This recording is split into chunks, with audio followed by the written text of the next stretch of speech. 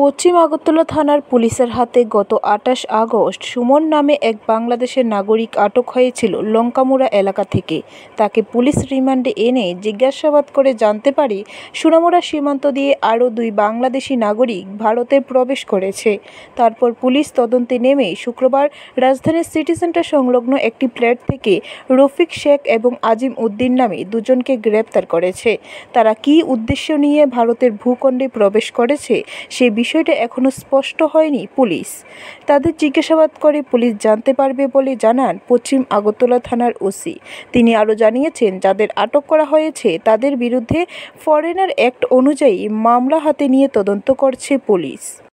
29 তারিখ আমরা একটা বাংলাদেশি সুমন, যার বাড়ি নারায়ণগঞ্জ বাংলাদেশ, তাকে আমরা লঙ্কামুড়া থেকে অ্যারেস্ট করেছিলাম এবং তার বিরুদ্ধে একটা আমরা স্পেসিফিক মামলা নিয়েছি, যার number 103/2024 under section 61 clause 2 249B 143 clause 3 of BNS 14 clause A clause C foreigner act and 3 of passport অ্যাক্টে আমরা একটা মামলা নিয়েছি এবং সুমনকে আমরা আদালতে প্রেরণ করে পুলিশ রিমান্ডে এনে জিজ্ঞাসাবাদে আমরা আরও কিছু নাম পেয়েছি, রফিক শেখ এবং আজিম উদ্দিন।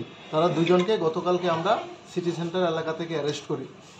তার বক্তব্য অনুযায়ী তারা কিছুদিন আগে বাংলাদেশ থেকে অবৈধভাবে ভারতে প্রবেশ করেছিল সোনামুড়া দিয়ে এবং আগরতলা তার আশপাশ এলাকাতেই তারা ছিল এবং গতকালকে তাদের রিমান্ডের এপি সুমনের বক্তব্য অনুযায়ী, কনফেশনাল স্টেটমেন্ট অনুযায়ী আমরা দুজনকে অ্যারেস্ট করেছি এবং আজকে তাদেরকে আমরা আদালতে প্রেরণ করব পুলিশ রিমান্ড চেয়ে।